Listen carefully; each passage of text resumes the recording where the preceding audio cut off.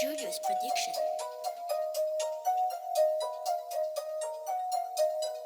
El Clasico, la famille, ou je devrais dire Super Clasico. Oui, parce que le Real Madrid vient chez nous au Camp Nou et on a hâte de les chicoter copieusement. Voilà, on va reframer rapidement ce qui se passe. C'est qu'il y a un Clasico qui arrive et c'est la demi-finale de la Copa del Rey, match retour. On se rappelle qu'au match aller, on a vraiment bien joué chez eux à la maison et on a fini le match avec un score de 1-0. Cependant, c'était un match qui aurait pu finir facilement sur un score de 2-0 si Ansu Fati n'avait pas joué contre nous. Oui, parce que voilà, il a arrêté le butin, on peut le dire, de Kessie. Le ballon, il allait entrer. Il a arrêté le ballon, donc voilà. On va pas s'attarder là-dessus, de toute façon. Mais c'est un match dans lequel je pense que le Barça avait quand même bien joué, c'était quand même bien débrouillé. Et après, on se rappelle que le Real est venu chez nous et on les a tapés 2-1. Calmement, gentiment, dans un match où ça aurait pu finir 1-0, ça aurait pu finir un but partout. Mais Kessié a trouvé le chemin des filets. Comment à peu près la même occasion que celle qu'Ansu Fati avait enlevée. Voilà. Donc le Barça s'en sort dans les deux dernières rencontres avec 2 victoires et on espère faire un tripit contre ce Real Madrid là qui vient chez nous. Alors comment est-ce que le match sera à mon avis? Je pense que c'est un match qui sera ouvert. Pourquoi? C'est parce que le Barça joue encore à domicile.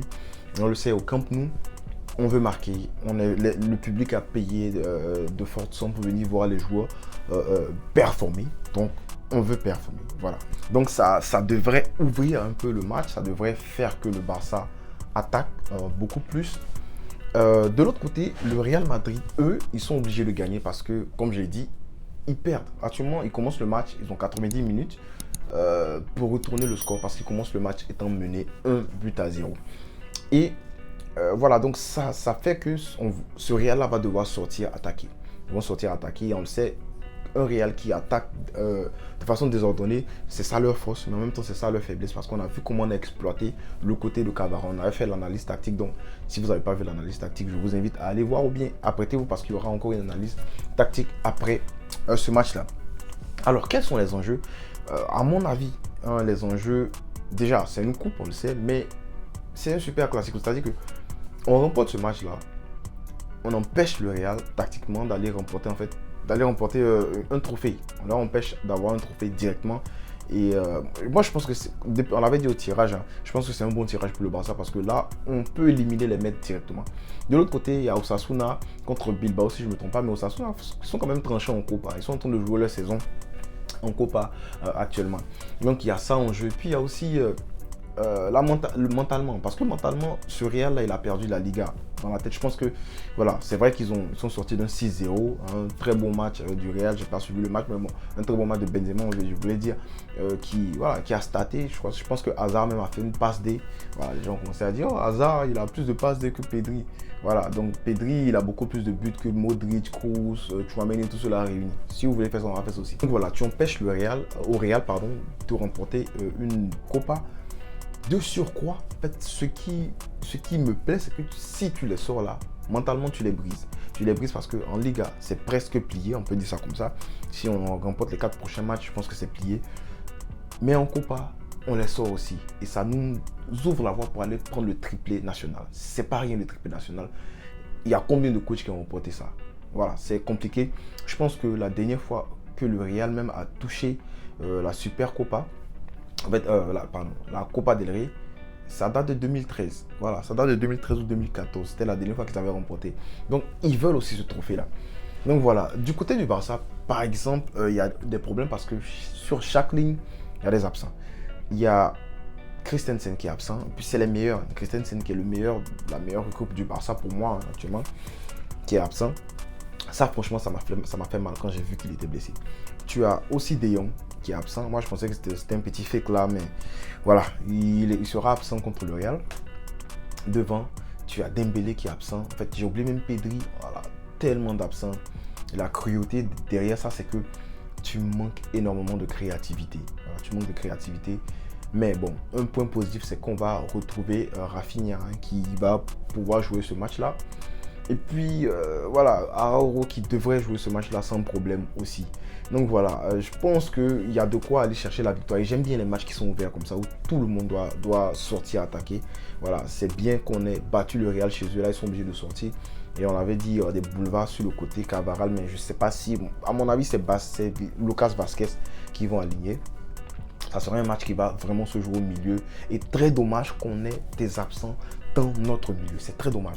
Parce que quand tu vois un Tchouaméni, Camavinga, Kroos, Modric, tous ces mecs-là, Valverde et tout, qui seront présents, je pense que Alaba même sera là.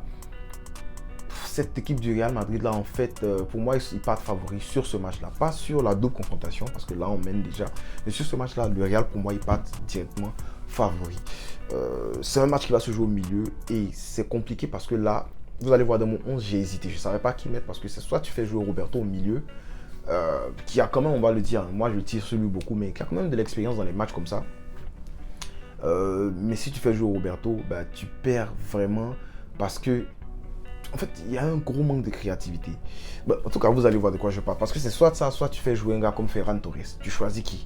À vous de me dire.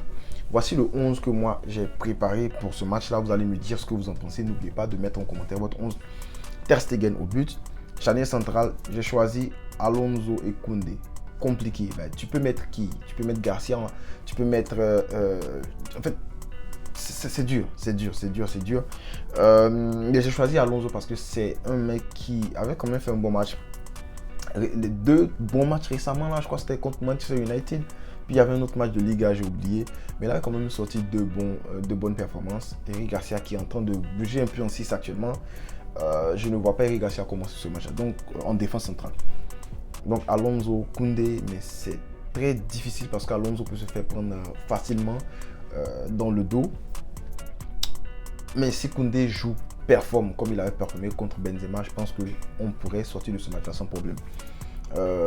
À droite, encore un face-à-face contre Vinicius, c'est un match qui sera compliqué parce que Vinicius, voilà, Vinicius, ce qui me plaît chez le gars, c'est qu'il tente, il essaie.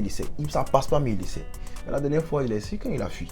Donc Araujo, pour moi, à droite, c'est parfait. Si Vinicius change de côté, bon, ça va être compliqué. Mais je pense que à gauche, c'est aussi fermé parce que Baldé sera là-bas. Alors Baldé qui a été reposé contre Elche. Alba, il a joué. D'ailleurs, il faut saluer vraiment, on va parler de ça en fin de saison, mais il faut saluer vraiment la mentalité d'Alba qui accompagne le petit, qui, voilà, on n'a rien entendu de mauvais sur lui. Il accepte son rôle. Voilà, un bon capitaine. Actuellement, en tout cas, il est en train de faire preuve de bon capitanat. En 6, Busquets. Devant, j'ai mis, en relayeur, j'ai mis Kessié et Gavi. Busquets et puis Kessié qui ont été reposés. Hein.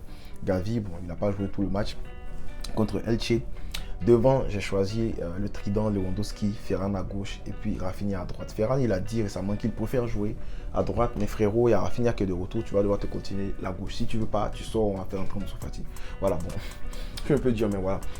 Mais Ferran Torres, quand même, qui fait un bon match hein, contre Elche, mais on se rappelle que c'est quand même Elche. Petit, sonne une performance un peu pareille contre le Real, et puis on va ouvrir ton dossier, on va dire que voilà, faut rester. Voilà. Donc, je ne vais pas donner de pronostic. Voilà, c'est calmé, pas de pronostic. Mais j'espère franchement que le Barça va gagner. Pour moi, comme c'est un match ouvert, je pense qu'il y aura beaucoup d'opportunités. Voilà. Lewandowski, il est temps de répondre parce que l'autre fois, Benzema a fait un triplé. Il faut l'éteindre. Voilà. C'est pas le meilleur neuf de la Liga. Prouve-le lui. Dites-moi en commentaire, c'est quoi votre 11 et ça sera quoi le pronostic de ce match-là. Je serai content de lire les commentaires et pourquoi pas d'y répondre, bien sûr. On ne cessera jamais de le dire, frérot. Biscar et le Barça.